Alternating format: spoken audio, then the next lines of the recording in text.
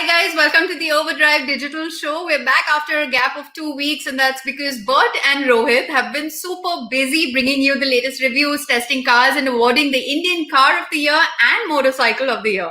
Bert and Rohit have been the esteemed jurors of the iQuote and iMoti for years now.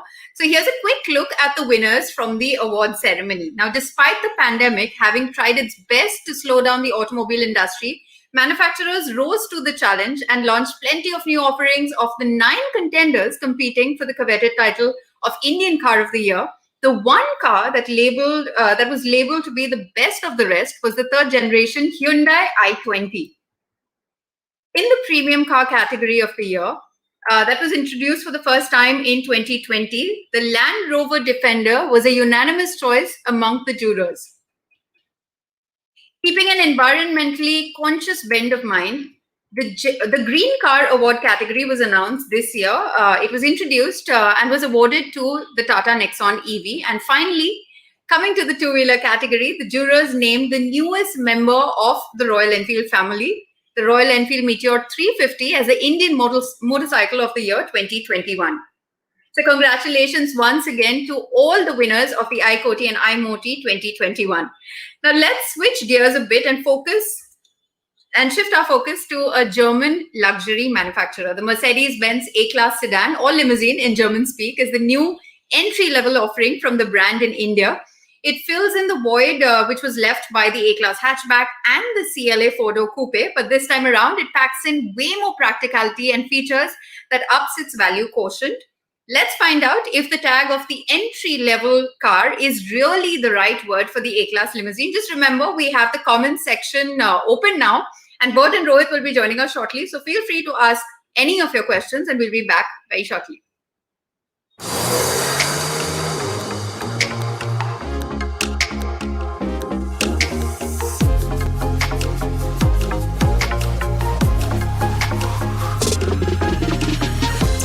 Look at the car that I'm driving and you notice the handsome sharp face, you might think this is the Mercedes-Benz CLS. But if you move your perspective to the side of the car, you might notice that the length is not that long, which might make you believe this is the CLA. But then you realize it doesn't have a coupe roofline. So this isn't the CLA, but this is the new entry-level offering from Mercedes-Benz. This is the most economical offering that you can have from Mercedes-Benz in India at the moment. Say hello to the new Mercedes-Benz A-Class sedan or limousine in German speak. It is based on the 4th generation of the A-Class hatchback that debuted internationally in 2018, replaces the CLA in the Indian market and goes up against the likes of the BMW 2 Series. Mercedes-Benz points out that the A-Class Limo is the tallest, longest and the roomiest car in its segment. The boot space for the India spec model is down from 420 litres to 405 litres, but the spare wheel will go under the floor and not over it as seen in the CBU model shown here. The pandemic has delayed the arrival of the A-Limo into India, but the CLS-derived styling makes it a looker. One design feature that I really like is that of the wheels. The design isn't outstanding, it's a very sober, elegant design. But if you look closely at the design of the wheel, you will see that it's also got a nice aerodynamic profile. There are no cuts and creases just for the sake of it. It's actually quite functional too. And because it is 17 inches in size, it also allows for slightly higher profile tires, which in our scheme of things works quite well. In fact, the headline for the A-Class Limo is its 0.22 coefficient of drag, which is claimed to be the best for any production car so far. I'm really loving the kind of dashboard design and layout that they've managed with this car. Of course, there are some elements like these AC vents that we've seen on cars like the CLS. We've seen this twin screen setup. These are two 10.25-inch screens. It just looks nice and crisp, and it just lifts the mood of the cabin. It doesn't feel like an entry-level product at all, and that is what I like about it.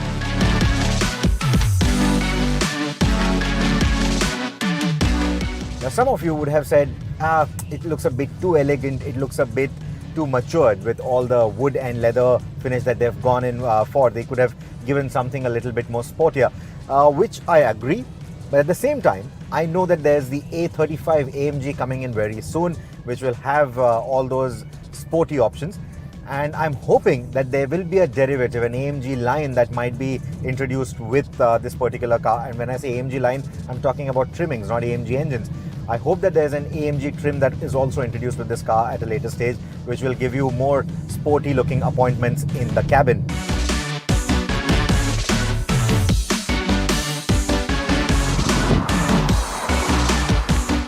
The other big feature for the infotainment, of course, is the MBUX. Now, despite this being an entry-level offering from Mercedes-Benz, the MBUX is right up there with the other offerings. Like, for example, we recently drove the GLC, which had the Alexa or Google remote capability, where this system would feed certain data to your Alexa or Google Home device, and you could retrieve data like vehicle location, fuel status, etc. And all those features are a part of this as well. So, in terms of the tech, connected tech, it's all there. So it's not like the past where the entry-level offerings from the luxury brands felt or made you feel shortchanged because they didn't give you the kind of features that you would expect at that price point. Here, however, there's not much that this cabin or this car leaves you wanting for. Now, in the hot and humid weather of Goa right now, I'm really missing a ventilation function on these seats. But otherwise, the seats are nice and supportive. Both the front seats also get a memory function, which is a good thing, because at the end of the day, this car is primarily aimed at people who are going to drive the car themselves, not people who are going to be driven around. Even with the front passenger seat aligned in line with the driver's seat that was set for a 6-footer, the rear bench offers excellent knee room and foot space. The headroom is generous even for a 6-footer, and the large window aperture and the panoramic roof complement the airy feel of this cabin.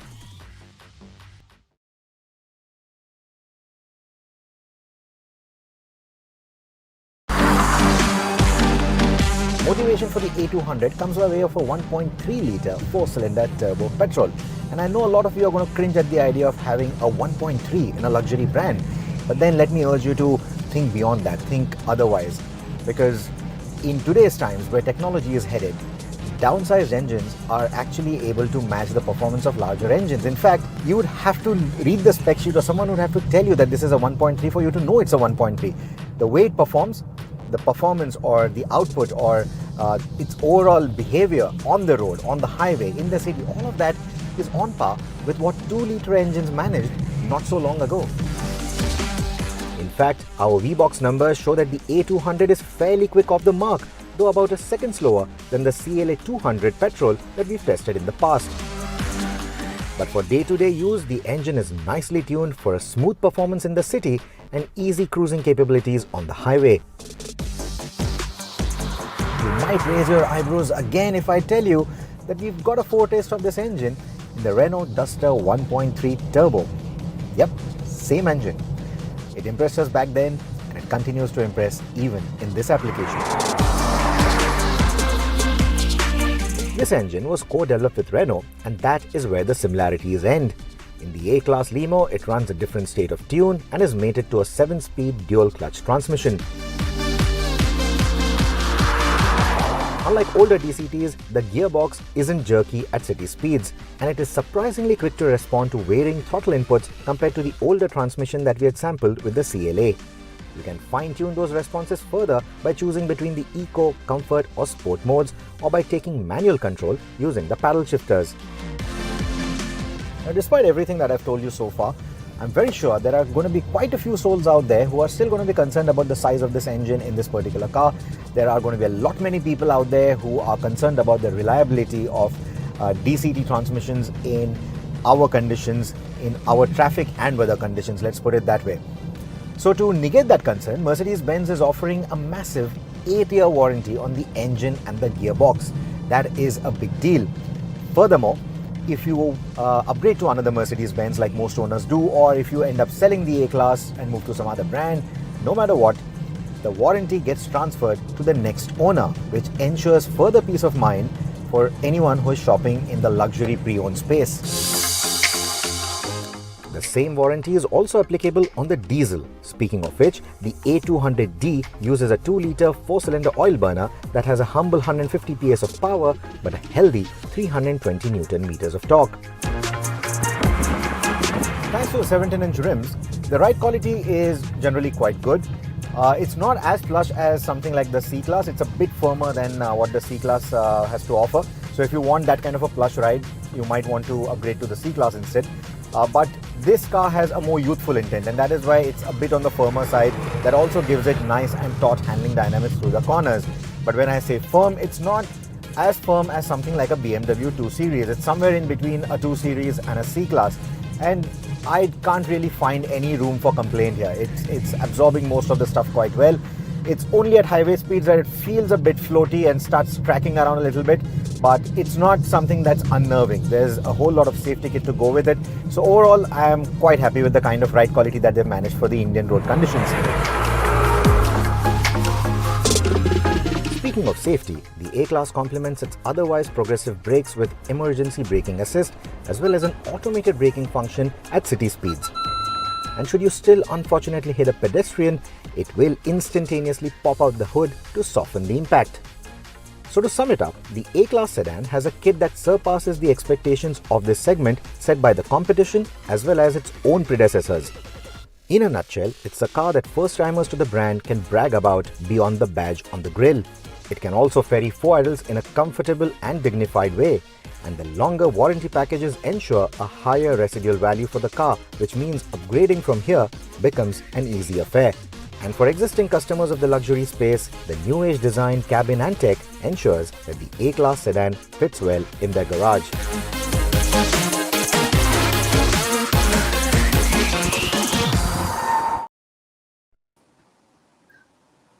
But Rohit, welcome to the show after 2 weeks. Yes, thank you Yes, so good evening, much. guys. The last 2 weeks have been quite hectic with a lots of travel. Last week, I think last weekend we were actually in Goa and filming all of this back-to-back drives, the Renault Tiger and then the A-Class. So a lot of work going on to get content out to you. But yeah, so unfortunately, we were also in pretty bad network areas. We've been struggling with network over the last few weeks, so that's why we couldn't come to you with a live show the last week and the week before that, prior to that as well. So, So, Rohit, Bert, you. yeah, sorry, tell me. Sorry, I was going to say you've got quite a reputation already. Apurva has already come on online to say white seats on the Mercedes, expecting a rant about them. Well, no, I don't have a rant about them. I don't. It is going to be an issue, and I've said I'll say this: white seats are going to be a problem for a lot of owners who want to keep their interiors looking brand new, clean. It's not going to happen. They are going to get dirty, and this is a concern that I have. That's one of the few concerns, actually, one very, very few concerns that I have with the A-Class, and that's just how clean you're going to keep the interiors. That's going to be a huge challenge.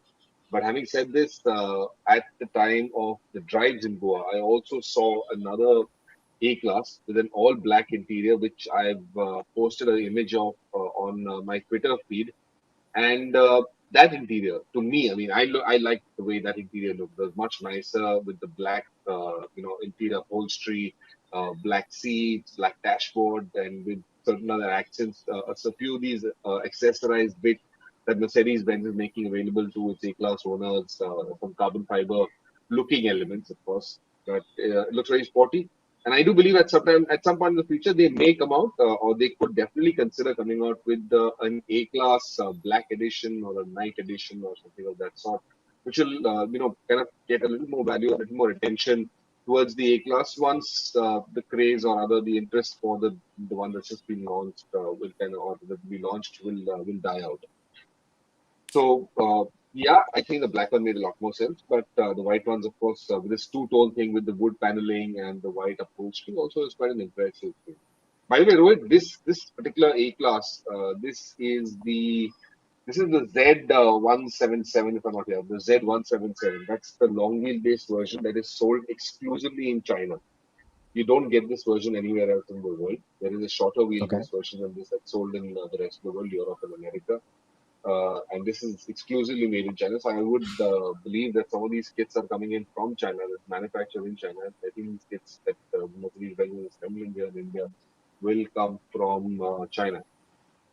But yeah, it's still a fantastic car. The 1.3, the petrol, the brilliant engine. So you missed out my portion when I talked about the diesel as well. We have got that also. and I believe Yeah, we do. It's a longer It's review. it's I on believe it's on the longer it's review on It's YouTube. on it's on the YouTube. longer review on YouTube and of course on the show. But yeah, this is about a second point 1 second of a difference between the two cars in terms of outright performance. The petrol just being 0.1 second quicker than the 2 liter diesel. So quite an amazing engine. Also, this 1.3 is a fantastic engine. Yeah, like Rohit mentioned in the story, Mercedes-Benz, but in a completely different state of tune from Mercedes, and the kind of refinement and the kind of responsiveness that you get from this engine is just is brilliant. Uh, Having said that, I definitely like the top curve on the diesel. The 2 liter diesel also, it's a tried and tested engine. It powers almost everything in Mercedes-Benz's range. It's almost a few years old, but it's still one of the finest engines they make. And it's an absolute pleasure to drive the A-Class with the diesel engine. All right, we can All take some of right. those questions.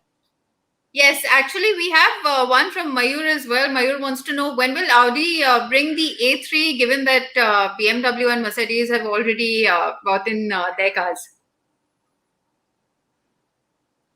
Well, we will have something on the A3 also very shortly. I think that is one of the lineups for this year, updations to that car also. So that will happen in 2021. Audi has anyways promised us a huge pool of cars coming out, some updates and some new ones as well. And one of them, Rohit has got some information on something that's coming up very shortly, which actually Audi has leaked out to everyone, isn't it? Yes, I think let's You want wait till you want we move to the other come to the news relevant bit? review and the other relevant car, and then we'll talk All about right. that as well. But yeah, I think the A3 is the only one missing here from the pack, and they have an updated A3 out in the market. Looks very much like the new A4 that we reviewed at the beginning of this year, and it certainly looks much better than the older car. So I think now would be a very good time for Audi to bring in the A3 because the competition is Just so all that here. we can do the comparison. And so Just that so we that we can do can the do the comparison comparison. as well and tell you which is the sedan to go for if you are still looking for a sedan in that kind of a price bracket. So yeah, I think it should be an exciting comparison with all these three cars together. I think it's fantastic. The kind of space that you get inside the A-Class also, it's absolutely brilliant for a car True. that's small, that compact. You don't really think about it in terms of being a very large or a lengthy car. You, from certain angles, I think it kind of reminded me also about how the Chevy Cruze used to look. It's got that kind of a stance, nice muscular haunches, very beefy on the outside, but still compact and manageable sizing. But then you step into the cabin and you've got this absolutely uh, fantastically spaced cabin. There's enormous amounts of knee room for the rear passengers, good shoulder space. The one challenge, of course, the other drawback that I know the A-Class will have, and this is where Mercedes kind of has a bit of a challenge with all of their cars, is that transmission tunnel that you can see. You can see the drivetrain tunnel going right there under the aircon vent. uh, that's a raised element inside inside the cabin, and that kind of splits the cabin into two distinct portions, a left and a right portion. So a third passenger sitting in the middle will always find it a bit challenging to place their feet comfortably, and over long distances it can be uncomfortable. And this is essentially because Mercedes-Benz also does the four-wheel drive version of this. There is the four-wheel drive version also sold in European, which will be sold in European market, not for Indian conditions. And I think that's where the prop shaft kind of powers the rear axle, and that's why that transmission tunnel exists over there. I think Mercedes could have tried to have taken that out, or made a little more value for people who are sitting in the rear bench. But otherwise, this is a very comfortable four-seater, but a fifth can also squeeze in. All Right. In right. fact, We talking of sorry, Sohini. So, in fact, talking of the Go ahead. all-wheel drive that you just mentioned, but there is the A35, which is coming to Yes, India. It will be launched yeah. alongside this A-Class, the A200 and the A220. But yeah, I mean that is the one with the 4MATIC. In fact, that's a quick glimpse of the A35, and this is not B-roll. This is footage that we've shot that essentially tells you that we have been driving this car. In fact, that review will be up very soon. The text review is already out on overdrive.in for any one of you who would like to read. The video will be out soon as well. So yeah, we have this review coming up, and the A35 will be launched alongside the standard A-Class that we just showed you on this particular show. So both these cars will launch together. And the good news is, in fact, we've just been told today that the likely price for the A35 is going to be about 60 lakh rupees. That I think is a very, very nice price tag. That essentially means that you could have yourself this car under 75 lakh rupees on road. And as per our test figures, even in our conditions and our fuel, the car manages to go from 0 to 100 in under 5 seconds. So if you look at the specs, if you are that kind of a guy who loves to brag about specs as well, or that kind of a girl who loves to brag about specs as well, 0 to 100 in less than 5 is very quick. And in fact, under 75 lakh rupees, if you're talking about getting yourself a brand new sporty car like this could be the only car that gives you a 0 to 100 under 5 seconds. So that's one interesting bit about the A35. And otherwise, it's an excellent car to drive. Like I said, the review is already out on overdrive.in, so definitely do check it out. All right. We'll take in another question. Nitin Joshua wants to know, would Audi prefer the Volkswagen Group's 1.5 TSI with the DSG in the Karoq or the T-Roc, or the 1.3 with the DCT in the A-Class limousine? In fact, Nitin, I'm going to let Bert take this question. The only reason why I did not answer it when you had posted this question on one of our reviews is that I was saving it for this particular show, and I want to know Bert's opinion on this because he has recently driven the 1.5 TSI with the DSG, if I'm not wrong, in On the the Kushaq. camouflaged Kushaq. So, Yeah. what would you take, Bert, between the two? It's an interesting question. So interestingly, here's what happened on the Kushaq drive. That 1.5 DCT had some issues. Apparently, there were some concerns with it, with the intercooler, and the car wasn't performing to the best way possible. But nonetheless, it was a good engine. It's a great engine for that matter. I'm not going to dismiss that engine very easily. It's got some great performance. But having driven the A-Class and driven it reasonably well, for that matter, I think the 1.3 in the A-Class is without a doubt the better engine. It's not just the power and performance that it is capable of; it's the kind of refinement that it provides, the kind of smoothness that you get, the kind of the responses that are there. They're instantaneous. It is a small compact engine. It's one of the smallest engines Mercedes-Benz makes, it's an absolute gem to kind of drive this and to see what it is capable of doing. We've got over 160 horsepower. The same configuration can go almost up to about 200 horsepower. So that's an enormous amount of power coming out of this motor, and it's a single turbocharger at the end of the day. Keep that in mind. It's not a twin turbocharged engine, but it's a single turbocharged engine, four-cylinder for that matter, and it's just phenomenal kind of performance that you get out of this. So yeah, I think the 1.3 Mercedes engine is something that can be enjoyed thoroughly. However, the 1.5 from Volkswagen as well is not bad at all. I think there's a lot of potential in that. I'm actually waiting to drive the Kushaq when it comes out, purely to see one of the reasons being to see how well does that engine match it, because it's going to be serving a lot of other cars in the Volkswagen fleet as well. So yes, there's a lot of potential in that engine as well. But I'd like to get a better opinion of it, Rohit. Right. In fact, yeah, that engine did impress us in the Karoq as well, and even I'm waiting Yeah. to see how it manages, inside that tinier package that the Kushaq is.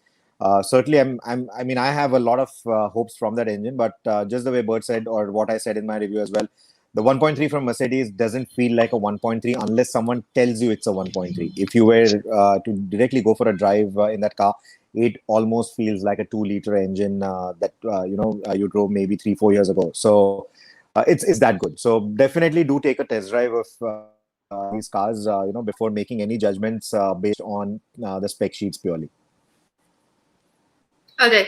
Guys, we'll I think we just can take one more question. I think we can take one more question, Sony. That's an interesting question, right. which Autotech Space has put up, which is: do you think Hyundai's small 1-liter turbo petrol is overhyped? The one which does duty in Verna I-20 with 120 bhp, 170 Newton meter torque. Diesel that comes in both these cars are actually more powerful and faster. You're right, Autotech Space. That's an interesting question, because turbo petrols. Keep in mind, we're talking about efficiency at the same time as performance and power.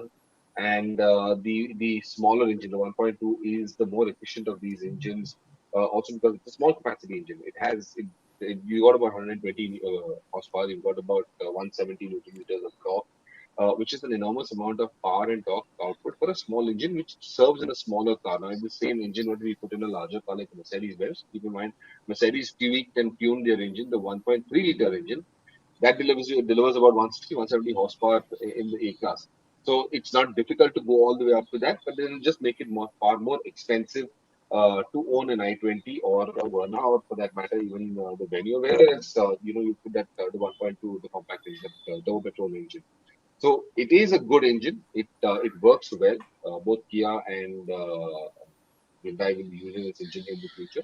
Downsizing definitely is the order of the day. So you need for petrol engines, you definitely need smaller engines in smaller cars, which are far more efficient, which match emission regulations around the country, for that matter, without affecting the performance that you would want in a car of this order. So yes, and keep in mind the i20, the 1.2 petrol turbo petrol is one of the most powerful engines in that segment as well.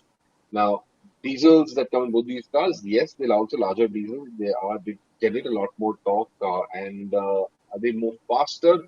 Not necessarily, but they definitely generate a lot more torque in that sense, and they've definitely got the advantage of having better drivability at the end of the day. But apart from that, they're both good engines. If I had to settle on one, I mean I'm a diesel guy. At the end of the day, I like the top band that these cars offer, the kind of drivability that they offer. It's simpler for me to just leave it in fourth gear, or without having to downshift constantly to get back into the power band, which is one of the downsides of a petrol engine. You constantly have to downshift to get into the power band and extrude that kind of power, the kind of power that you would want, which diesels don't have to do very often. So that's the difference, and that's one of the reasons why I prefer the diesels over the petrols. And also, it's All not right, about well, the power and the which engine is faster, because maybe it matters to you, me, Bert, Sohini, and maybe 2% and 5% maybe of the market. But the larger audience out there obviously wants better efficiency. They want better pricing. And in the even larger scheme of things, the manufacturers also have to sort of adhere to a particular emissions number, right? They have to go below that and not keep on exceeding that. So these engines certainly run cleaner than their diesel counterparts, and that is what the whole idea of these engines is, that they are not only cleaner but they're also efficient while being small on the size and on the pocket in that sense. So to answer your question in a very short manner, no, I don't think they're overhyped. It all depends on what are you expecting out of that engine. Yes, they're over marketed, let's put it that way, with the whole turbo badging and made to sound like they are the sportier variant, though they aren't.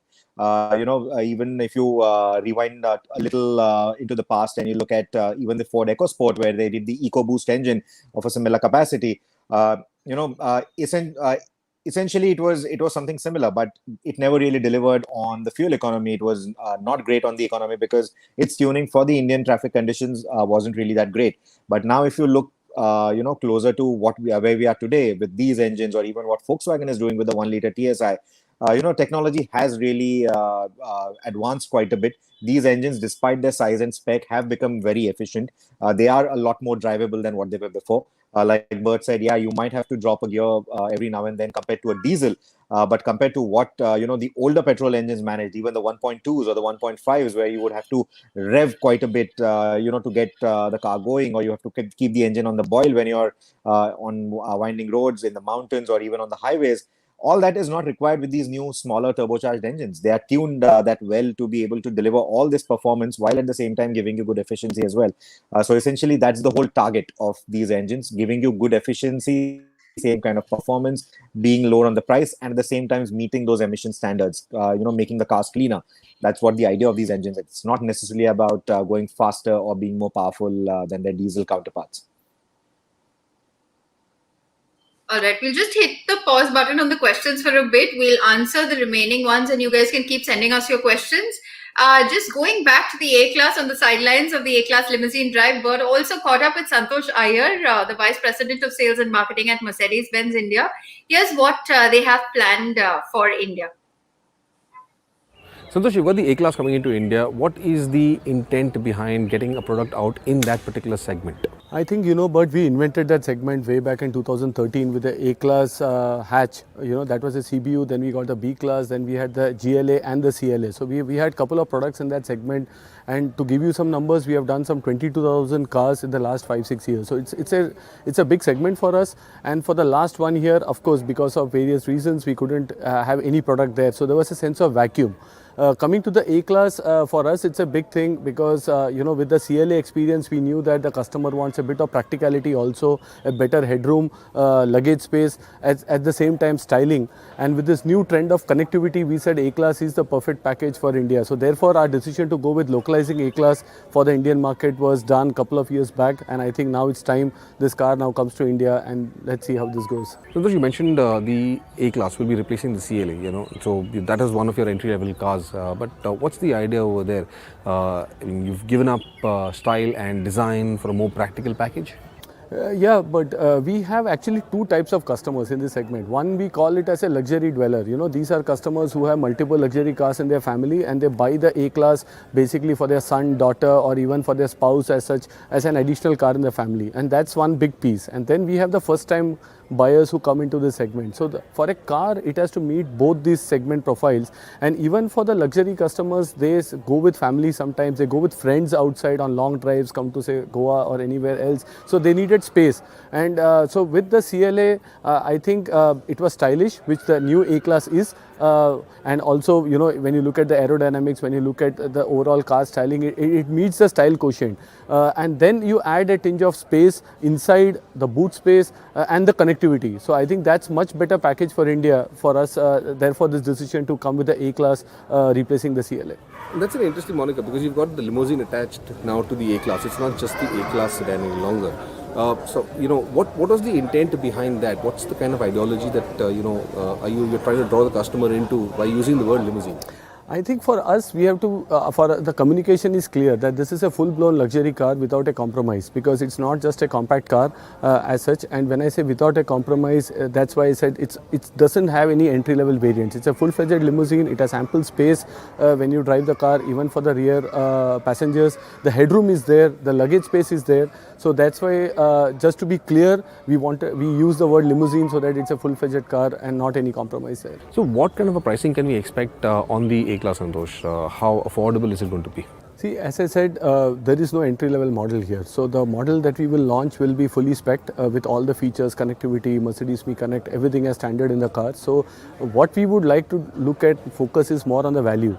So we would be pricing, right now we have opened bookings around 42 lakhs. So definitely that's an indication we will be premium priced for sure in the segment. But I think the overall value proposition is much better with a better cost of ownership. I would say the end of life cycle, RVs, etc. is much better. So when somebody looks at a full package, I think it's a very good value. Now got the A-Class coming in, you've got the A35, the AMG is going to be there in the market. Localizing it, is that the idea behind the A35 as well, that you can localize it, get it more affordable, make it accessible to a lot more people who want that kind of performance and dynamics? Yes, it's the second AMG now that we will produce in India after the GLC 43 AMG. That's been a roaring success. So I think that shows that localization of performance cars, there are customers, enthusiasts who want these cars also, but of course at a lower price, and the localization definitely helps us, and the A35 will be the first car in the series of cars that we will be launching on the AMG line. A-Class is one of the products. You've also mentioned about the local assembly, this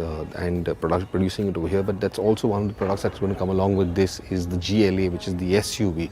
How are you integrating both of these products into your manufacturing facilities? Yeah, the best part of our Chakan facility is it's flexible. So, we can add multiple model lines and the plant is able to produce it in the same line. We can make the GLS and maybe even, something like the GLA or even the GLC, for example. So that's the flexibility of the plant.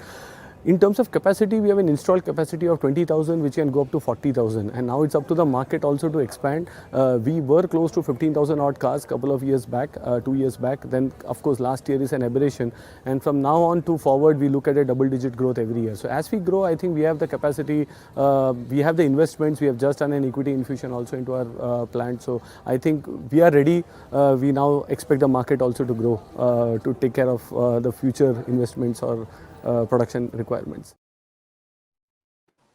All right. In case you joined us in between, this interview is going to be up on our Overdrive website as well as on the YouTube channel shortly. But there is. Sorry, go ahead. Sorry. Before you start off, sorry, there's one point that I want to make over here. Again, in the A-Class, we've seen just a few shots just now of the boot where you saw the space saver that was on top of on top of sitting inside the boot. But that is not how the layout is going to be. Mercedes-Benz is going to be offering a full-size spare tire, and that will be placed under the boot cover for that matter, which will not be visible any longer. So you will get the full right, which is one of the questions that I had asked the product guys at Mercedes-Benz, where they were claiming over 400 liters of boot space, but with that spare tire, this is an issue in the most manufacturer space with the boot placed with the spare tire placed in the boot, even if it's a space saver, it occupies almost 50% of the space, and whatever is left is just not useful enough. But Mercedes-Benz came back saying that space saver will be positioned under the covers, so it will give you the full use and the extent of that boot, the full 430 liters or so that is available in the A-Class will be completely can be completely utilized. All right. But we have Mayur saying with models like the A35 and the GLC 43, they are destroying what AMGs were. Do you agree with what he has to say? I don't think so, Mayur. Making smaller, more compact AMGs for that matter, or rather extending the AMG ethos to some of the other cars, the more affordable side, opens up that end of the market to everybody. Now, not everybody can afford a 4 crore or a 6 crore AMG for that matter. You can't all go out and buy GTs. But you would definitely like to see what AMG is capable of doing. You want that kind of engineering, you want that kind of performance. So this is how it kind of you get more people into the fold. You get them more enthused about some of the halo brands that various manufacturers got, whether it's Mercedes with the AMG, whether it's BMW with the M division, whether it's Audi with their S and the RS line of cars. You have to expand this everywhere. Keep in mind, I mean, some of the more premium and more prestigious brands globally, also for that matter. I mean, Lamborghini made an SUV.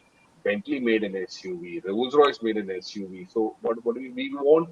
The manufacturers want more people to embrace the brand. They definitely need. I mean, as a commitment to their shareholders as well.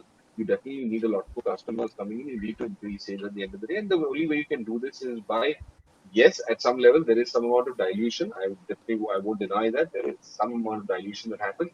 But look at it as an affordable car, as an A-Class. I can get a little more performance out of it. I can get slightly better dynamics out of it if that's what I'm looking for. If I wanted a sportier version, the closest thing I could buy would have been a C63, and which is a crore plus.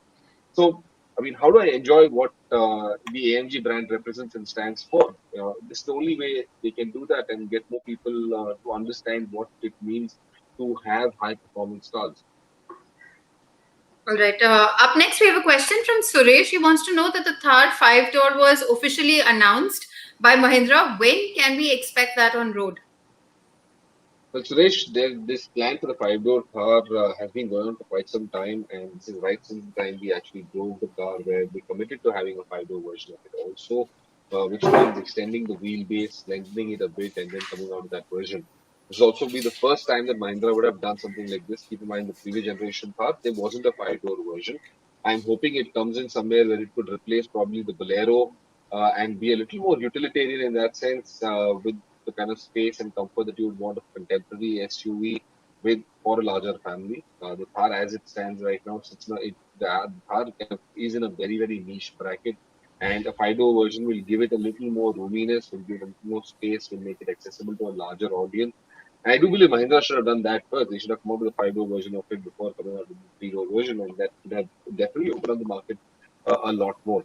Having said that, Mahindra still needs to streamline the production facilities. They are facing certain challenges, essentially with certain commodities, certain elements of their vehicles that has to be imported from that comes from overseas, and deliveries are a bit of an issue at this point in time. The entire supply chain is facing problems. At the same time, they weren't expecting the kind of volumes that the demand that the car has created for them. and that also is kind of they're trying to ramp up production for it. But yes, the waiting period is extremely long. There is that is going to exist for a little while longer. If Mahindra has to add the 5-door to it as well, you can just imagine just how much longer that waiting period is increased to.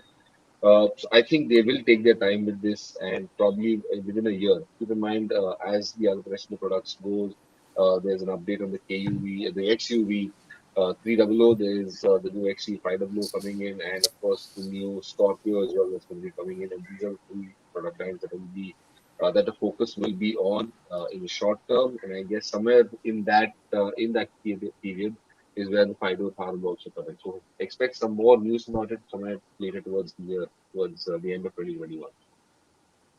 All right, Rohit, we have a question here for you. Yash wants to buy a scooter, a 125cc scooter for his parents. He is looking for more space on the footboard to keep cartons, as his dad has a herbal business for deliveries. What would you suggest? Okay, Yash, first and foremost, I would suggest don't do that. Get some sort of storage space, or maybe, one of those big pannier boxes at the back. That will certainly make it safer, because, keeping it at the footboard, it's not a safe option to go with. It's certainly not, where you would want your parents to risk their life and limb doing this. But yeah, I mean, in terms of performance, if you're looking at a 125, I would still suggest going in for something like the Activa, because in terms of the overall space, it offers quite a bit of it, including the seat space and the storage space. The other option that you could look at is the TVS Jupiter. I would ask you to go between these two, take a test ride of both, get them to test ride both these vehicles, see what they are more comfortable with in terms of the ergonomics, because both these scooters are also very closely matched. Of course, there's the Access 1 to 5 as well, but I find it to be not as comfortable as a Jupiter, and that's the reason why I would go with a Jupiter or an Activa, because again, the Activa is proven to be India's most favorite scooter. So essentially, that also ensures better service, better resale value, and all those things. So, it's just better peace of mind if you were to go with an Activa, is what I would say. But my choice would be the Jupiter. So, like I said, between the Activa and the Jupiter, get them to test ride both, and you should be able to make a more informed choice. All right. Here's one So from. we've got one viewer who wants to shout out Neeraj Tiwari. Hi Neeraj, thanks for watching, and do keep following us. Do keep watching the digital show. Come back with the questions that you might also have. Any doubts that you've got, we're there to clear them. So again, Neeraj Tiwari, hello. Hello. Hi, Neeraj. Thanks for joining us. Hope you're still around to hear that. All right. Anish Thomas has an interesting question. He says that most of his previous questions were around EVs because he wants his first vehicle to be electric.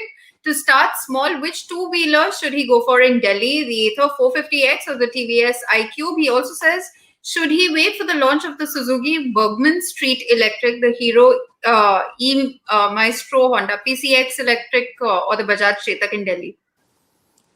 Well, Anish, one thing that a lot of you hate us for, this motoring journalist, where you hate us for, is where we actually ask you to keep waiting for the next new product.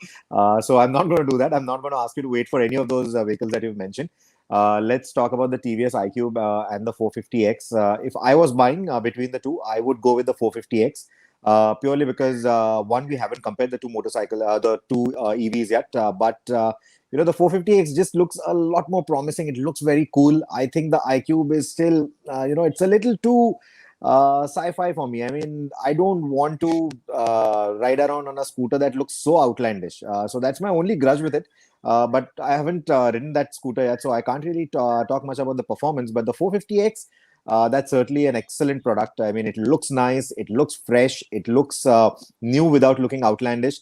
And I mean, everyone that we've spoken to so far who have used these vehicles, they're happy with the performance of an Ather and the overall service that they get for their scooter. So yeah, if Ather does manage to set up a good network around you, this is the scooter that I would recommend for you. And it's a very noble thought. It's a very nice thought that you want your first vehicle to be an EV. So we'll definitely support that, and I think you should go with the 450X. And Anish, let's not forget they've also ramped up their production at their new facility in Hosur, Tamil Nadu. Plus, their network is expanding, so it's a great brand to be backing as well. So it's a interesting choice to make. But Another is interesting point. Another interesting point is both TVS and Ather are producing in the same region. I Yes. wonder yeah. if that is going to become the next hub. Hosur is going to be the next hub for all EV makers, for that matter, who want to be flocking down there and coming down. Keep in mind, again, Bangalore and that part of this thing is the state of Karnataka is getting into the news a lot, principally because a lot of EV players are stepping into that state. And recently, or actually a couple of months ago, my dad, in fact, was very proud to say this. He heard that Tesla also looking to come down to Karnataka, and the chief minister had invited them over to look at the locations and to identify a place. And rumors are that Tesla's coming up. Tesla was also looking at some space closer to Mangalore, for that matter, Mangalore city, to set up a production base. If it does well, yeah, that's it. I'm going to leave my job probably and go and join Tesla and go there. Become the India communication officer. You heard that here first. Everybody And heard that here first. I won't communicate with anybody, because that's what Tesla does best. There's nothing to do with it, except for Elon Musk. All right, but Which is a fact. I mean, honest. which is the fact. Sorry, I go mean, ahead. I have, which is a fact. I have absolutely no idea who's in the communications team, who's marketing, who's sales. Nobody has any idea anywhere around the world on who's who are these various heads and various officials who are working with Tesla, for that matter. But They don't wherever you even have a decide bloody to, showroom. if at all you join Tesla, Bert, and if there is an opportunity to get a seat on the next SpaceX program, definitely do count me in. Of course, I'm ready I'll to shoot you I'm out of ready the to fly space. out We would all be on of the some orbit list. as well. Yeah. We'll be in some waiting list. Bert would have forgotten about us. All right, Bert, Honest Words wants to know, is buying a new IC engine car practical considering the fuel hike and future mobility? Well, let's assume that for a moment that the government is working towards reducing fuel prices. Apart from just playing the blame game and saying states should also reduce fuel taxes, and so the center also will. I think someone needs to take a stand over here first and make the first move and reduce taxes on fuel prices, whether it's petrol or diesel for that matter, and make it more affordable. But having said that, yes, it's not exactly cheap at this point in time. It's expensive, and does buying an IC engine car a practical choice? Not really. But what are you going to do? For instance, I am not willing to use public transport at this point in time, at least until the pandemic is still on and people haven't been vaccinated thoroughly, and we are all back to a normal life. So I'm not willing to risk heading out into public transport, whether it's Mumbai's local trains or buses for that matter. I just wouldn't want to use them to commute to my place of work or anywhere else for that matter. So the only choice I've got left with me is a two-wheeler or four-wheeler. A two-wheeler in Mumbai city is just doesn't make sense to me. I understand the need for it, but I'm not willing to risk life and limb heading out on a two-wheeler and competing with with thousands of other, or rather lakhs of other two-wheelers on Mumbai's roads, all of whom are on a suicide mission every day. Uh, so yeah, I prefer buying a car. It may not be the most practical option, but it is the safest, most sanitized option that I would have at in this day and age, at this point in time. Maybe in the future, fuel prices will come down and it will just make a lot more sense to keep buying cars. But let's see, or maybe EVs will come in a much bigger way and play a much larger role in society. So let's hope for the day actually when EVs start coming in, when more EVs start coming in. We've got a lot of EVs coming in various segments. Initially, we're going to see a lot of expensive electric vehicles coming in. I mean, the most recent, the newest one that's going to be coming in is Volvo stepping into this space as well. The new EV, will have information for you very, very shortly. Another week is when, inside a week, in fact, is when they're going to announce plans to launch their EV. But people are going to, there are more premium players coming in first. Once acceptance increases with that, you will see a lot more manufacturers bringing a lot more affordable electric vehicles. We will come to that bone of contention also. There is a very interesting conversation. Those of you waiting for a rant from me, well, I'm warming up to it, and this is got to do with the Tata Nexon EV. So I'll come back to it in a few minutes. All right, guys, keep those questions coming. We'll quickly go through the news from this week since we were talking about electric vehicles as the first bit of concern. Following a customer complainant claiming that his Nexon EV has never returned a range of over 200 kilometers despite dealer intimated advice on the use of EVs and the ARAI certified range of 200 kilometers. Sorry, for the Nexon EV being 312 kilometers, the Delhi government has delisted the Tata Nexon EV from its list of cars that are eligible for its subsidy on electric vehicles. The Delhi government provides a rebate of 10,000 rupees per kilowatt hour of battery capacity up to a maximum of 1.5 lakh rupees. The Nexon EV in its XZ Plus variant was eligible for this benefit. Tata Motors has responded to this allegation saying that the ARAI figure is a proven figure achieved under standards set by the law and that Nexon EV also meets the minimum 140 kilometer range needed for four-wheelers to meet the FAME 2 subsidy guidelines. The company went on to say that the range is affected by various factors like the use of AC, driving style, driving modes, traffic conditions, and other real-world factors. But Rohit, your views on this matter, given that range anxiety, of course, is a very valid concern. And this is the most affordable EV that you can buy in the country today. So the complaints, as far as I know, is from two customers. What are your views on this? Well, I think, Bert, I'll go first. I have two, two areas of concern here. One, I think, is that with just two complaints, should they have taken such a harsh decision? I don't think so. They shouldn't have, because even if the customers said that they're barely getting 200 kilometers range, which ideally is what I think the Nexon should give. That's what we said in our review as well, where we got a little over 100, but that was with our kind of testing and a completely different kind of driving. And we said that 200 was possible. So if they're getting somewhere around 200, it is still a sizable figure. It's still within the guidelines that were set in place by FAME 2. So I don't know, why they would want to take a negative step like this at this point of time. That is one concern. The second concern is I'm not very sure about ARAI's testing procedure here. I'm saying that out loud here because I remember speaking to some people at Hyundai, off the record, of course, where even they were a little concerned with the figure that ARAI came back with for the Kona, and they were concerned about advertising that figure because that was a very optimistic figure. And it was nowhere close to the NEDC figures that the Kona claims in the European Union.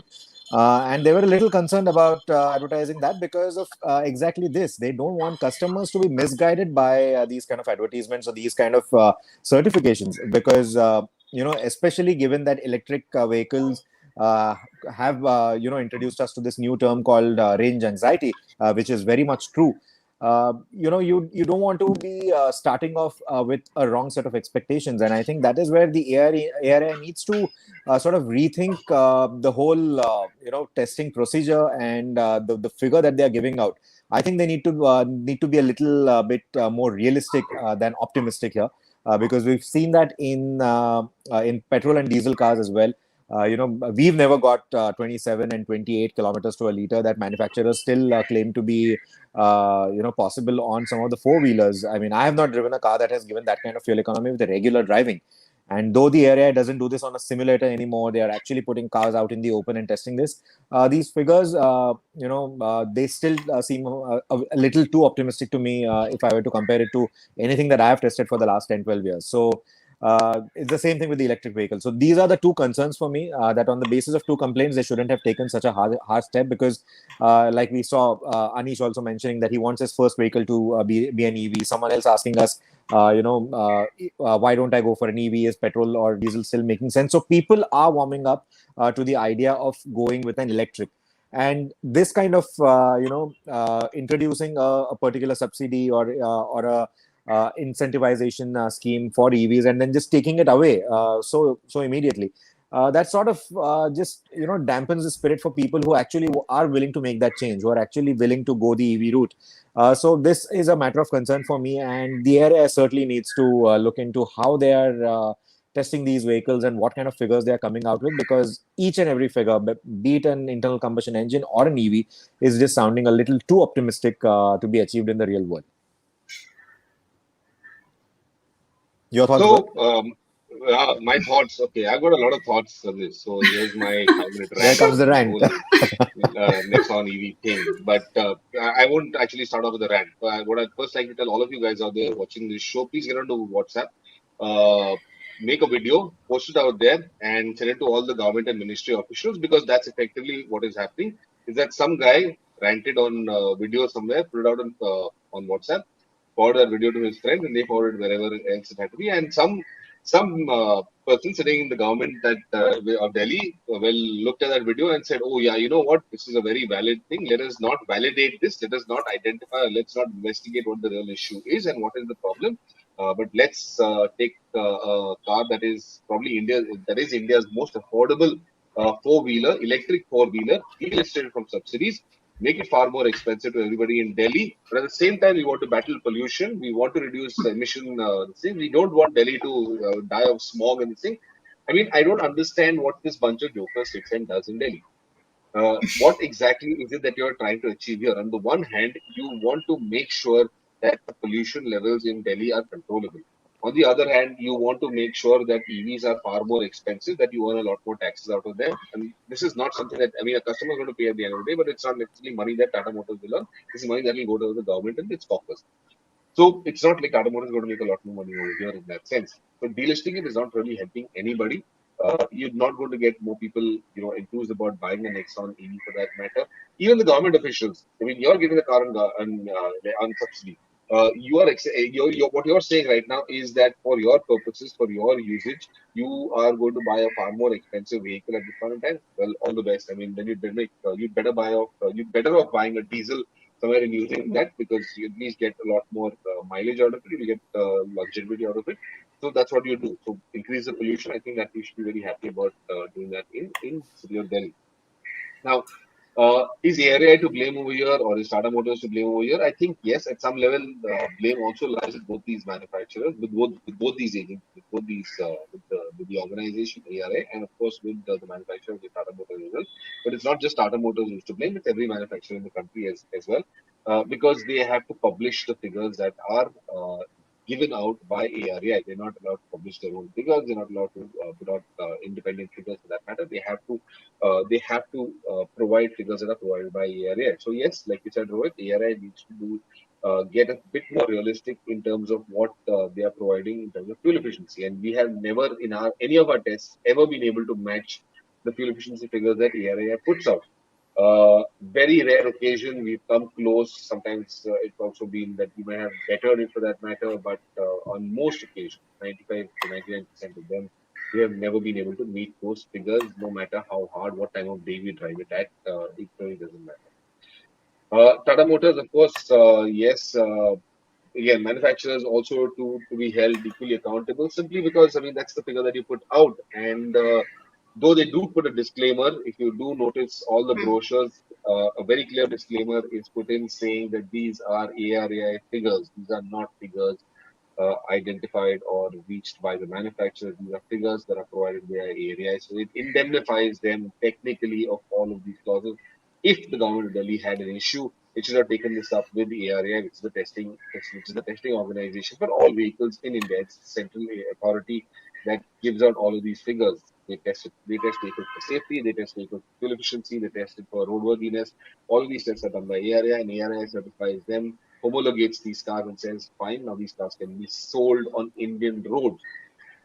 If you are allowing a manufacturer to sell a car on Indian roads, then obviously you have authorized it, you have allowed it. The responsibility at the end of the day lies with the ARAI for whatever happens or whatever comes through with this. I mean, it's very easy today. You can get onto a rant on this thing and talk about safety, and some guys should come on and talk about safety and tell the people out there at large how safe some cars that are manufactured in India are. I'm not going to point fingers at who is and who isn't for that matter, but go about. I mean, and I think the Delhi government should take cognizance of that as well, and then stop the sale of so those cars which are not which are not safe any longer. Uh, so yes, I mean this is something that is absolutely ridiculous in a sense. Then also there is the usage, and a few of these complaints, the two complaints that have come up. I'm not entirely confident that these people know how and at what time is fuel efficiency tested by ARA.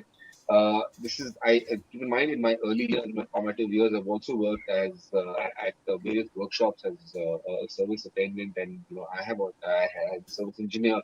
I have advised people and have taken people out on drives in their cars. This is back in the days, in the late 90s.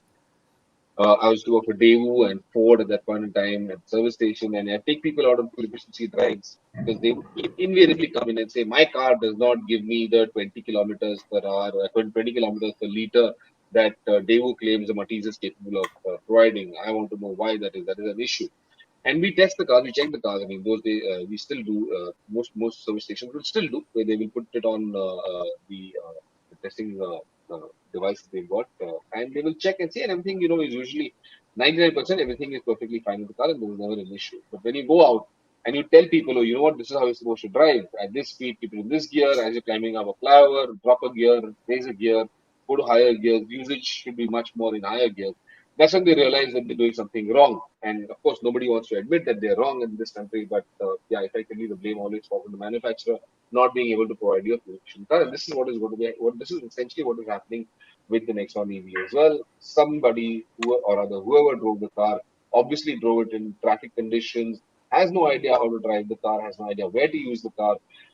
And this is the problem. ARI gives you one particular figure, and that figure cannot work anywhere and everywhere in the country for that matter. It is a condition that they achieved in Pune, between Pune and Bombay, or wherever they test that vehicle. That figure will change as you change location, geographical location will change the kind of efficiency you get from that. Humidity levels will change the efficiency figure that you get. Altitude will change the figures that you get, how close to sea level you are, or how high up above sea level you are. All of these will change the fuel efficiency that you achieve in a vehicle. Unfortunately, ARI releases just one figure, and that is the kind of one price, one nation, one price kind of thing. Unfortunately, there isn't a one nation, one fuel efficiency figure. Fuel efficiency will differ from location to location. So what the Delhi government has done essentially is gone ahead and taken a step without looking into this and understanding the policy of the decision that they have made. Ridiculous, like I usually believe. I mean, people in positions of power don't, really deserve them for that matter, or authority don't really deserve being where they are. But yeah, it is what it is, and you got to live with it. I'm sure there'll be a solution that will come up that will be reached at some point in time. But let's see what happens with them. But yeah, it's definitely discouraging to see that that the government of Delhi has come in and delisted the car like that. It'll of course make the car more expensive for people in Delhi who want this. Discourages people from buying an EV and adopting an EV in their daily lives. So yeah, there you go. That's my 10 minutes of rant now. I have one more question. That does this also discourage other manufacturers, who have noticed something like this happening, who are working towards getting EVs into the country? Will they be more wary about advertising the ARI claimed driving range? It doesn't apply only to EVs only. This is a generalized thing. It applies to Overall all ARI. vehicles, whether it's two wheelers or four wheelers. Whoever is there in the market, whoever is selling a vehicle in the market, ARI figures are skewed. They're never accurate. And even No, if they the are only accurate, reason it's not a one. I Like I said said, it's this, not a one nation, one. It's not like a one yeah. nation, one fuel efficiency figure anywhere. It will differ. It is bound to happen. You cannot aim to achieve the same kind of efficiency in every part of the country, for that matter. You might get a completely different fuel efficiency figure in Kerala. You might get a completely different fuel efficiency in Pune because it sits at a higher altitude. You will get a completely different figure for people living in Manali or up north in Srinagar, for that matter. They will get a completely different fuel efficiency figure. They will never achieve the kind of fuel efficiency. I mean, at that rate, a car being driven up to Ladakh should definitely, let's assume, one of those compact sedans for that matter, which claim 21, 20 to 23. I am willing to bet any car can achieve that kind of fuel efficiency figure going on the journey up to Leh, for that matter, going into Ladakh. I mean, we've struggled. We know what kind of mileage these cars give, but then I should put out an argument and saying those manufacturers should be banned from selling their cars simply because it does not give me 23 kilometers per liter up in Ladakh. Why does it not give me that kind of fuel efficiency figure? So it's a ridiculous statement being Right. made. It's a ridiculous argument being bandied about. It just does not. Just does not hold any water. But yeah, it is what it is. And I mean, it took just Okay. two complaints for them to deal. It took them just two Exactly. complaints to delist the car off that subsidy list. Just two complaints. No veracity of those complaints, no verifications, no authentication done, no background checks done, nothing whatsoever. straight off delisted. So obviously there's something larger at play over here. Not just those two companies, and somebody was just waiting for an opportunity to take the Tata Nexon off the subsidy list. But yeah, this is the automotive industry. This is how it works. Everyone's at each other's throats. Everyone's cutting each other's throats. Stabbing them in the back and doing all sorts of shit. But yeah, it is what it is. Okay. So, In fact, let me tell you. I think it's a good platform to also tell you. Before the delisting notice came on, notification became popular, and everybody kind of latched on it. It was sent to me by another manufacturer who very, how would I say it, eagerly kind of sent it to me and said, "Oh, you know what? You saw this, and this car is not deserving of whatever it has accoladed as one, and it should not sing. How has this happened?" And I told him, "Sir, you sell a EV as well, or rather, at least you are also looking at selling an EV, and you're also looking at selling the same thing. And your fuel efficiency figures also, I'm willing to bet that none of the cars that you sell in this market are able to achieve the kind of ARAI fuel efficiency. If I had to take it up to Delhi, if I had to drive it up to Manali, go further up to Leh or in Kerala or whatever." And that shut him up for good. I don't know whether we should just follow up on this conversation, because we do have a gentleman here saying that manufacturers should state the real world mileage. Yeah. I don't think you're allowed to at this point in time. The government does not allow you to put out your independent, like I mentioned, do not allow to put out independent figures. You have to put out ARAI certified figures alone, and that's essentially the issue that exists at this point in time, which is why a lot of manufacturers face this challenge. Like Rohit also pointed out, Hyundai wanted to do this when they launched the Kona. They were quite surprised, and they were scared also that most of the customers who take the car would come back with complaints saying that their cars were not able to achieve the kind of fuel efficiency figures that were published. But those published figures are the only figures manufacturers are allowed to give out, and they're not allowed to do their own independent testing and give out real world figures or figures for different regions and areas also for that matter, will rush you. Right. He's just saying that it's basically like what MG also does. They also state its real life mileage figure, a plus or minus 20 is what he's saying. So he's saying that could also be added, but that's just like, it's up to the manufacturers, right? In fact, let me just say I genuinely like to see an MG ZS EV also reach 300 to 400 300 to 340 kilometers. I would genuinely like to see it achieve that kind of figure. In fact, I would say this is the reason why you need to follow all our road tests, because that is essentially what we do. The reason why we do a separate road test for every vehicle is to give you an idea, a general idea of what the real world figures should ideally look like.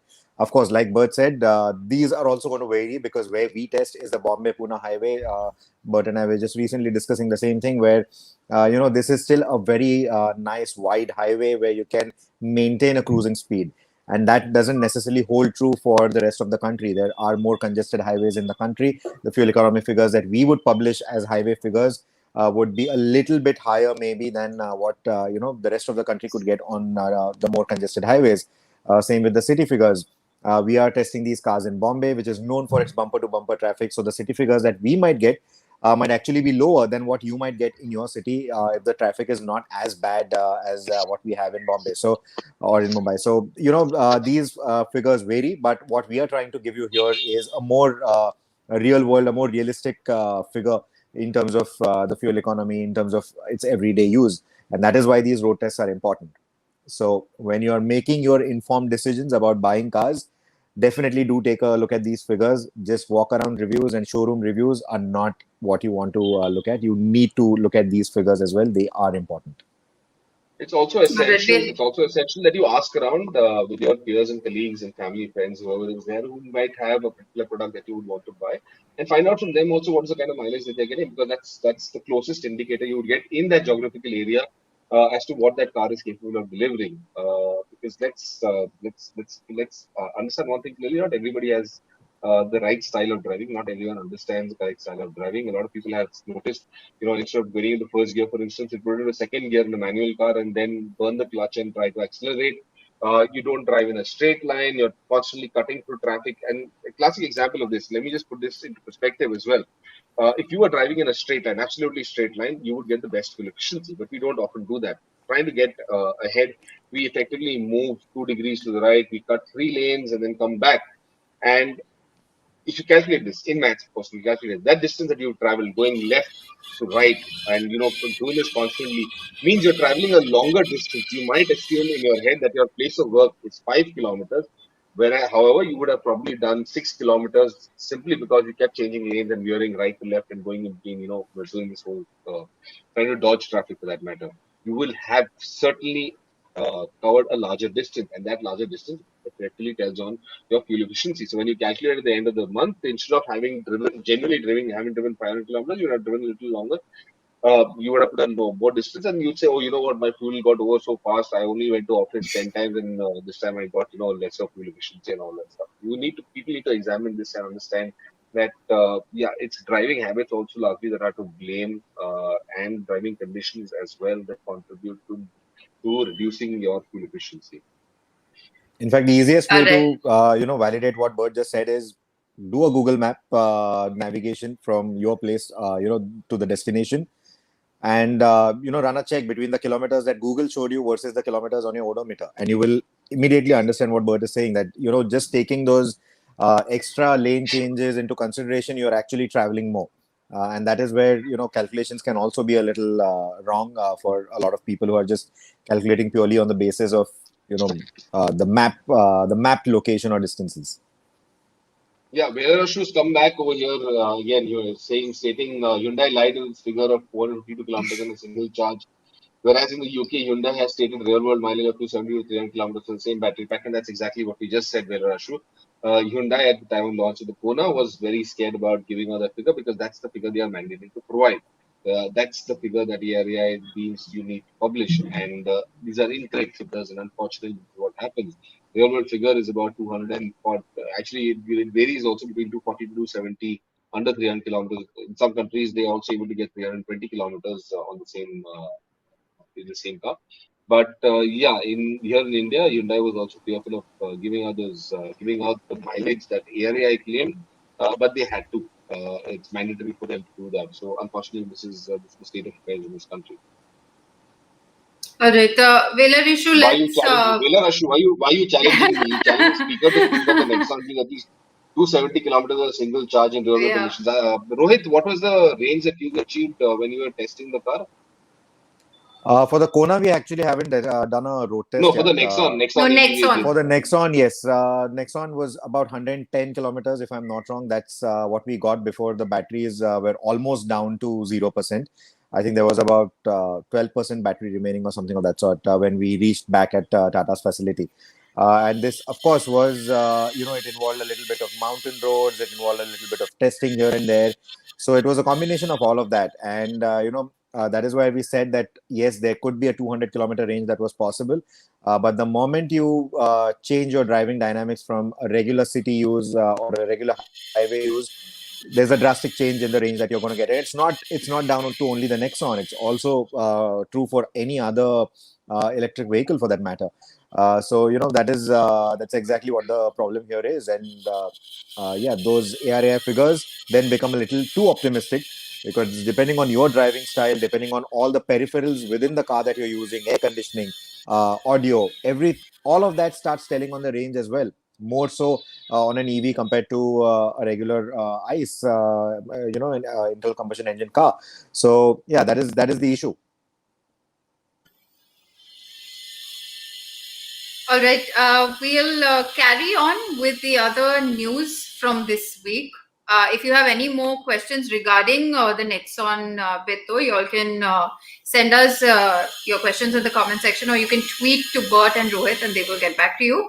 Moving on, BMW India has started accepting bookings of its first ever locally assembled M Performance model, the M340i X-Drive, exclusively via the BMW online shop from today. With limited units set to be available to book online for a sum of 1 lakh rupees, the first 40 customers will also be offered a curated driver training course at an iconic Indian racetrack with BMW certified trainers on hand to help owners safely explore the limits of their new cars. As for the pricing, we're told a price tag of between 65 to 70 lakh rupees is expected with the launch of the BMW M340i, which is scheduled for March 10th. Our detailed review is up across our various social media platforms, so do check out Simran's review after this show, though. Moving on, we haven't had a chance to talk about the new Renault Kiger. Bert and Rohit drove it last weekend in Goa.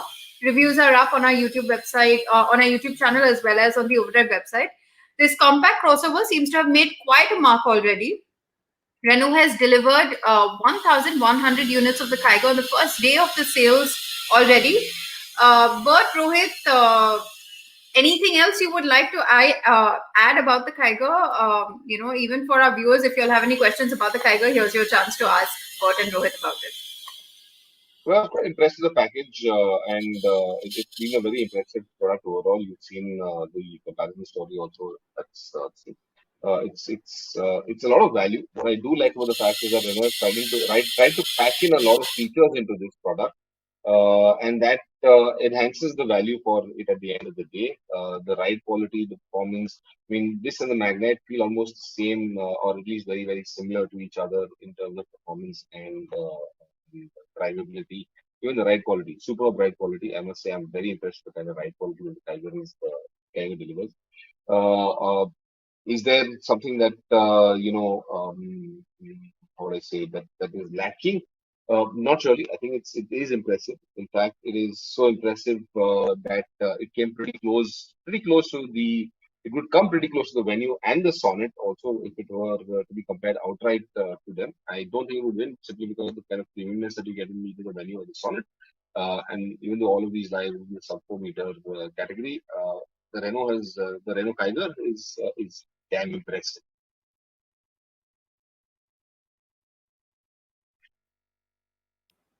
All right, and finally, one piece of good news coming in from the Ministry of Road Transport and Highways. You will now be able to renew your driving license, apply for a learner's license, duplicate license application, address change, apply for an international driving permit, or even apply for a temporary registration for a motor vehicle online based on your Aadhaar authentication.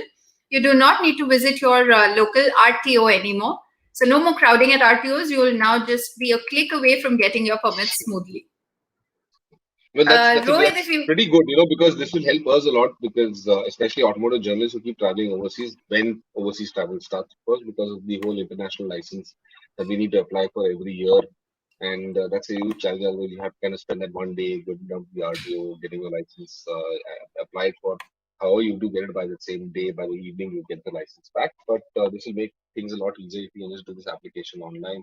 Same with the driving license renewal as well. Even though you have to renew it once every 10 years, it makes a lot more sense to kind of get this process done online. It really makes matters far easier. I think along with this now, the government also needs to kind of build these frameworks like Maruti does with its testing center in Delhi. They've got a fantastic testing center, and it genuinely evaluates the ability of a person to drive a car because some of those tests, I've done a story on this quite some time ago, and the kind of tests that exist over there, whether it's driving forwards, reverse, stopping on an incline, starting off from there, reversing through a small loop, all of these things that are there. It genuinely tests the ability of a driver to understand how, not just know how to drive a car, but understand how a car is supposed to be driven. I think this is what the government should focus on next, increasing these kind of test centers around the country before driving licenses are issued.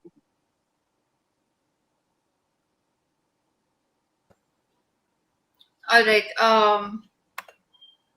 I think Rohit, you can take us through the motorcycle news from this week. Rohit, are you there?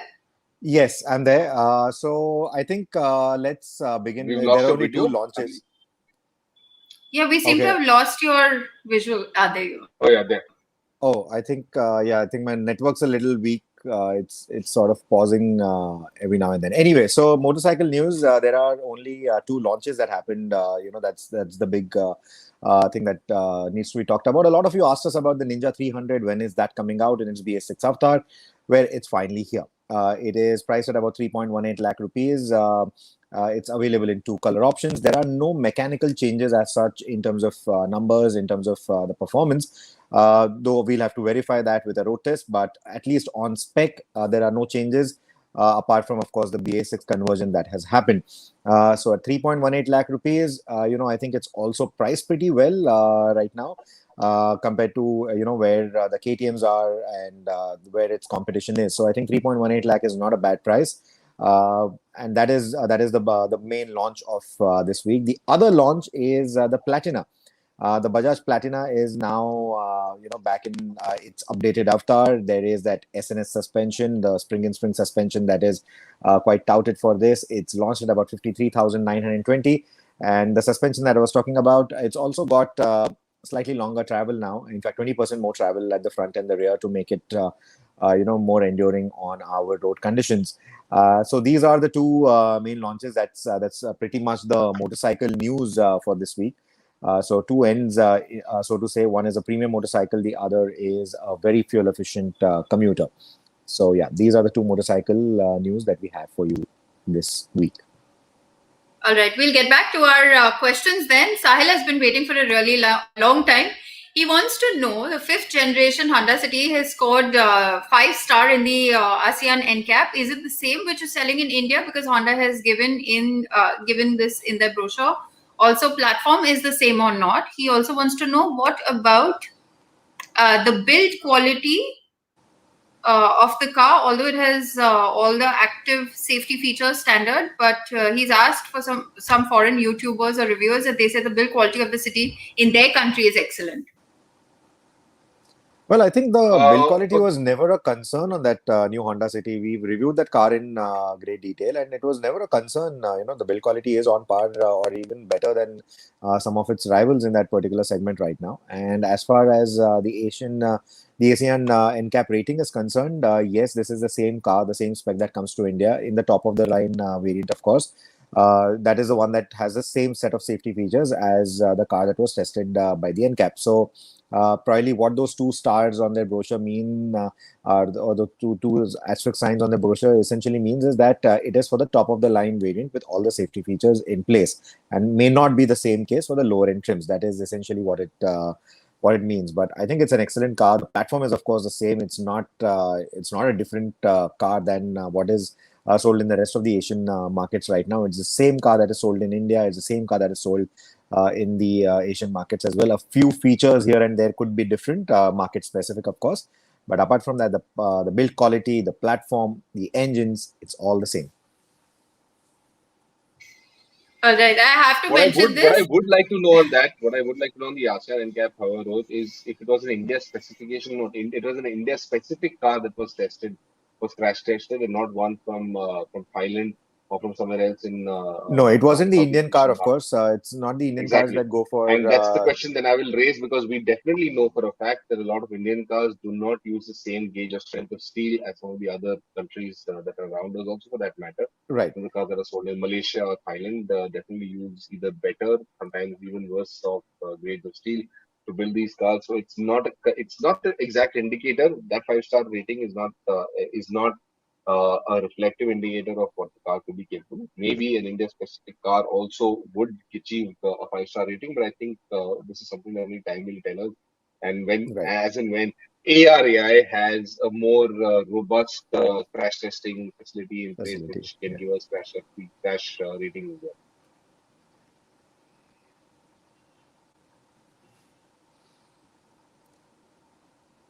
Tony, you're on mute. Yeah.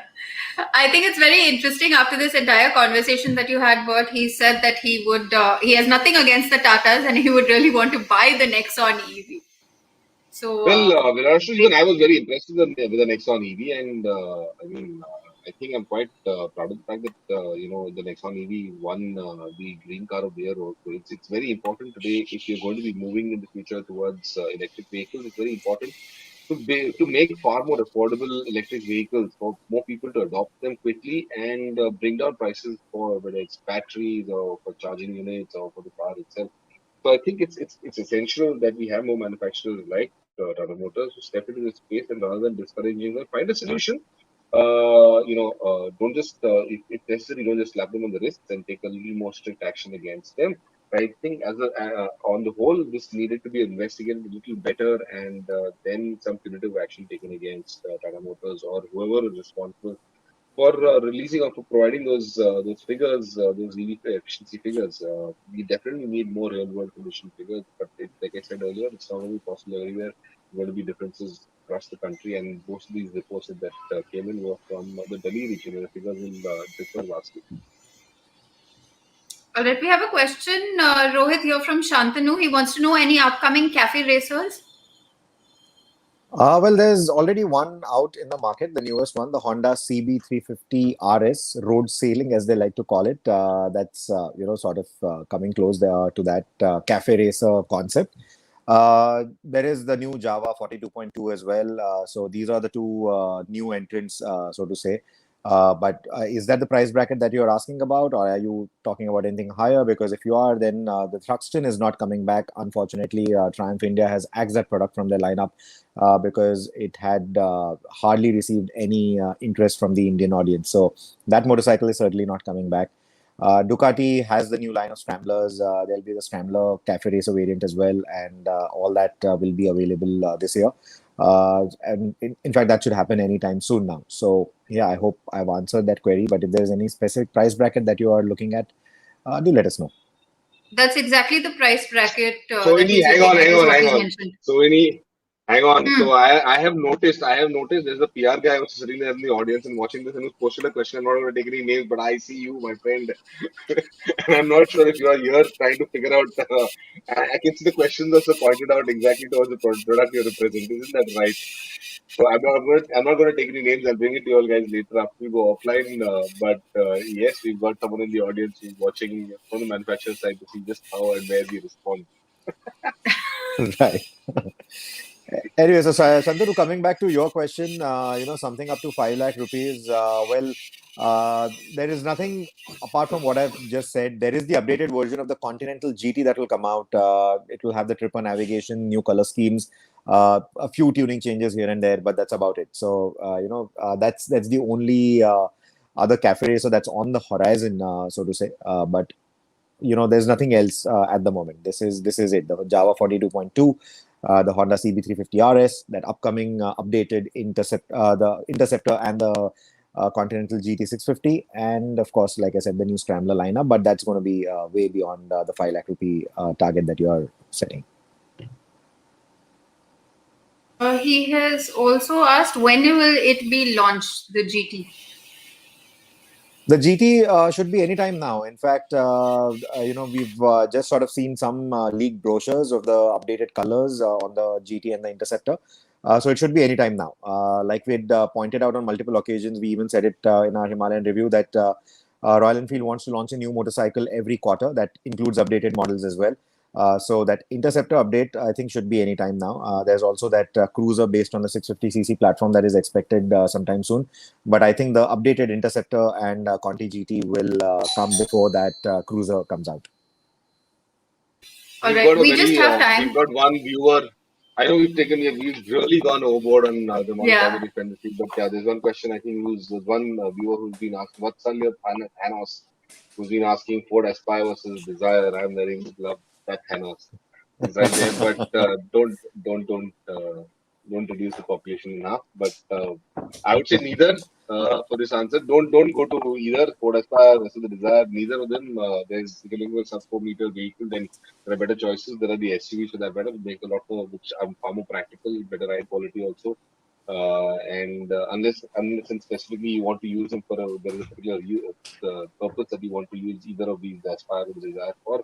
But otherwise, there's the Kiger, there's a Magnet, both good SUVs. Read a comparison review on them, and you'll figure out which is the best ones over there and what fits your bill.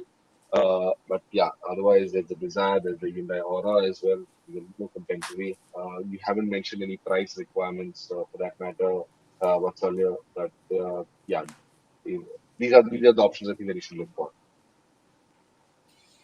All right, but Rohit, there are many questions, and since you guys have missed out on 2 weeks, I think after the show you have to sit and answer each of these questions for our viewers so that they can come back next time happy.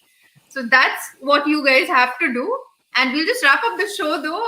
Before we wrap up, let's just check out what's on television tomorrow at 1 p.m.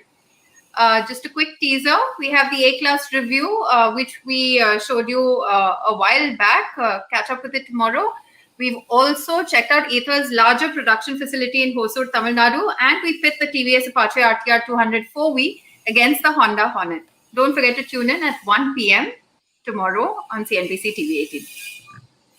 That's it, guys. And until next time, stay healthy, drive or ride safe. Shoni ma'am, someone likes the scale model collection in the background that's there. So I'm sure next very soon. Personal.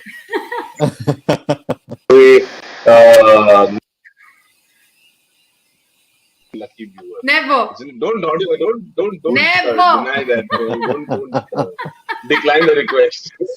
Come on, God, I'm sure you can do something. You guess the scale models, and you might get a chance to win it. You can't guess it, you don't get it. Will you give it to me if I guess them? All right. We'll see everybody next week then. All right, guys. Thanks so much for joining us. All right. Thank you, guys. Thank you for joining in, and keep those questions coming. Send them out on Woodride's Twitter feed, also Rohit and my Twitter feed for that matter, and we'll reply to them. At least I'm largely on Twitter and not much on the other social media feeds. But yeah, do drop in your questions. You can also send an email to bertrand@overdrive.co.in. Keep watching the show, and yeah, have a nice weekend. See you. See you.